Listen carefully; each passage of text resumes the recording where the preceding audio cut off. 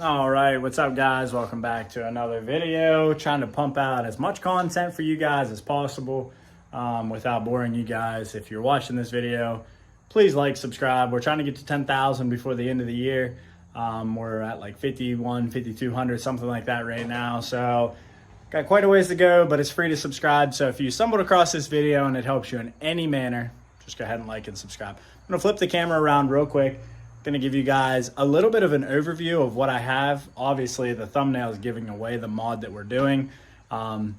Biggest channel sponsor we have is SPE Labs. I know some people have a little bit of controversy to say about them. I have a bunch of their parts right now. I have their grid heater, which there's a video for that if you're curious. I have their intake horn. Let me just show you guys. So you can see truck's dusty. It just got back from a 6-hour drive. Actually, I'm sorry, 12 hours total, 6 hours one way. But anyway, I have their intake horn, their block plate, throttle body, flap delete. Underneath of that, I have their grid heater delete. Kind of going over some stuff. I need to get some powder done so that it all matches. That like miscolored stuff's driving me nuts. Truck's 2G swap, black market performance, 464 if you're curious about that. I haven't melted my coolant bubble yet, but probably should do something about that. Out the back, 4-inch from SPE. And I will say this, I had their muffler and then so I have both. I have like their muffler and then the regular. Obviously everybody loves the 2G sound. But I will say this, the muffler on this is probably the quietest muffler. So if you're in the market for a muffler, use my code down in the description and get it. But let's get into what we're doing today. So they sent me their intercooler and cold side piping kit, which boost tubes is what everybody calls them. So you can see this, man, it's quite, I'm gonna try to get a better view for you guys. All right, little vertically challenged there. But anyway, you can see your intercooler pipe that runs underneath your battery. It's kind of hard to see, but anyway, it's gonna go down into here and then into the back of your intercooler, which your intercooler's right here. And I do have theirs. So the cold side, which is why like everybody does this really, I am not gonna be replacing because I'm already on a 2G swap. A lot of guys replace that because your factory one has a massive dent in it for clearance issues. So anyway, that's why I won't be doing this side, just strictly the other side. So anyway, so this is the box. Obviously, I've kind of already been rooting around a little bit in here. Your couplers, your T-bolts. The nice part about this powder coating that I like is they left the raw finish right by where they bead rolled it. So you shouldn't have any boost issues realistically, but if you're buying their kit, I think this setup's like 150 bucks. Something like that for both of them with all the couplers, and I got like a reinforced one for you. Overall guys, this stuff's real nice. So anyway, yeah, let's go ahead and just get into it, and I'll be showing you guys how to remove the intercooler. Actually, I should probably show you the intercooler first. All right guys, so there's all the boost tubing. Here is the intercooler.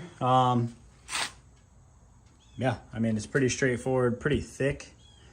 It's my hand. So yeah, pretty excited to get this on. Let me go ahead and get this off the stand, get it out of the way, and we'll get into putting this in the install. All right guys, so the first thing I did, that's an 11 millimeter on that T-bolt. The nice part is with the stock couplers, they are so weak and flimsy that you'll be able to move that around really easily.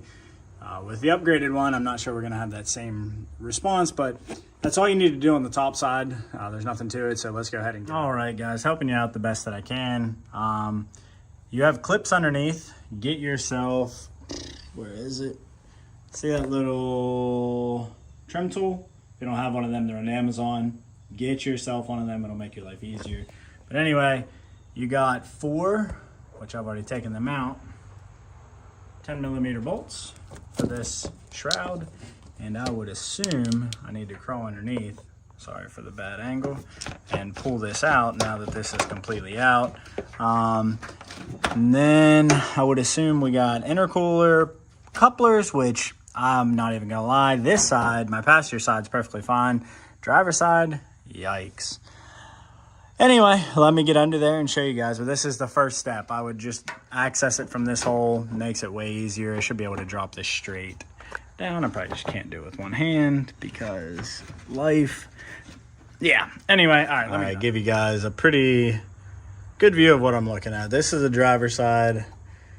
This 11 millimeter. If I could have got, if they would have angled this any other manner other than right by this steering box, would have been super easy.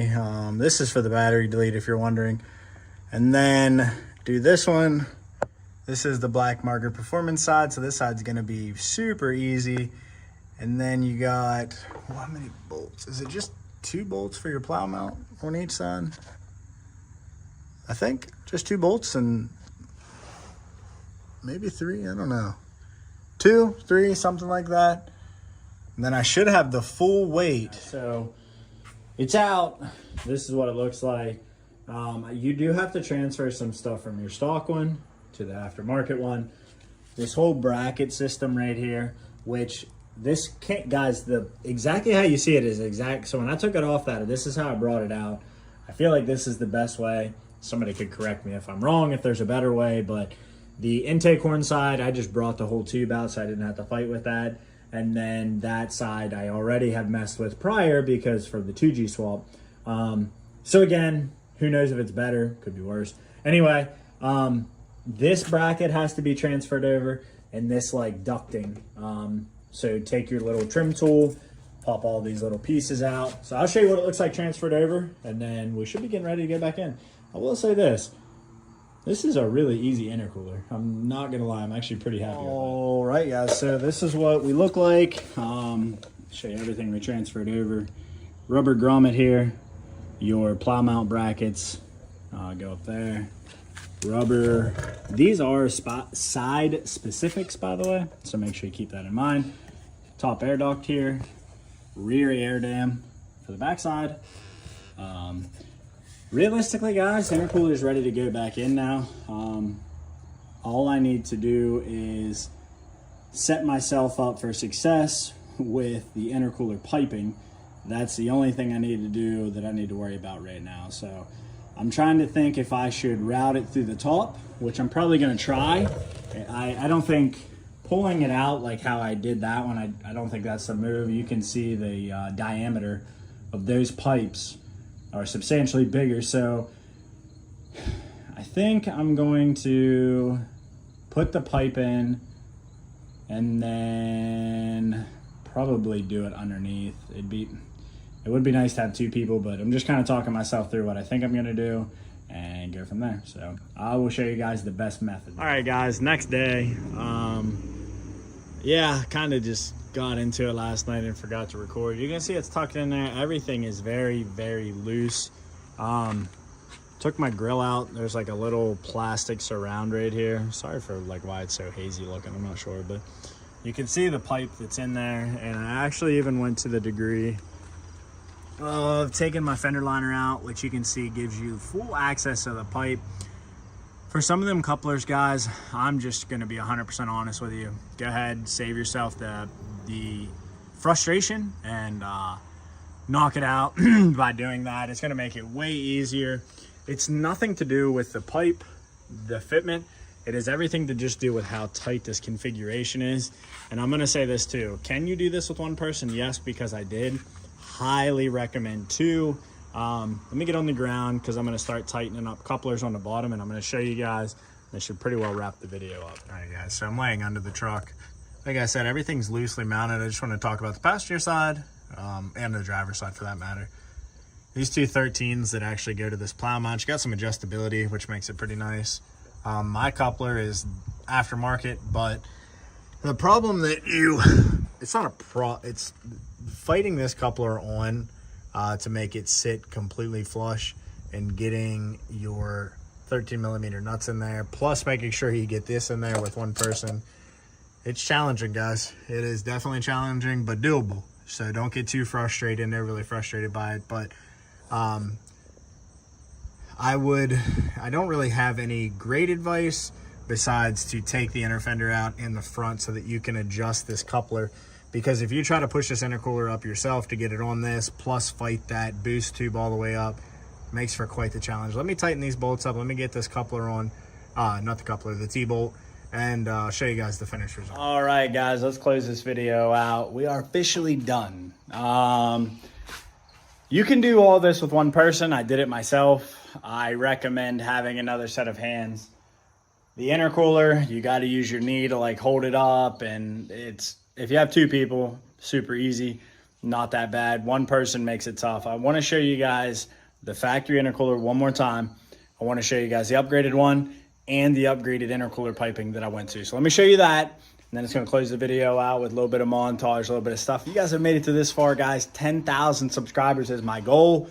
If you like the video and comment and subscribe, it's free and it helps me out so much, and I can keep pushing content, keep building my truck, keep chasing my dream. That's my goal. Just bear with me. Let me show you guys the stock stuff. We'll finish with SPE. All right, guys, here's my stock intercooler. Don't worry about the wiring. The biggest part that you're upgrading to is this right here. So obviously this is the hot side, but you can see the diameter difference. Huge difference. Guys, the upgraded couplers and T-bolt springs, there's like these T-bolts that they're unmatched. They're so nice. Garage is a total disaster. Truck's outside. Tools are outside. Inner fender liner isn't in, but the end result's in. And the reason that I wanted to leave the fender liner down, gives a clear view of the size of that thing. Dude, sick upgrade. I took it up the road. I'm not going to sit here and lie to you guys. I just wanted to check for boost leaks. 37 pounds. Easy 37 pounds. Love to see it. Guys, support those who support you. We're going to have a lot more stuff coming. 800 horsepower is still the goal. So you guys are wondering, and obviously that's going to need to be bigger, and we need some more fuel, but that's going to be on the way. Support those who support you guys. 10,000 is the goal. Appreciate it.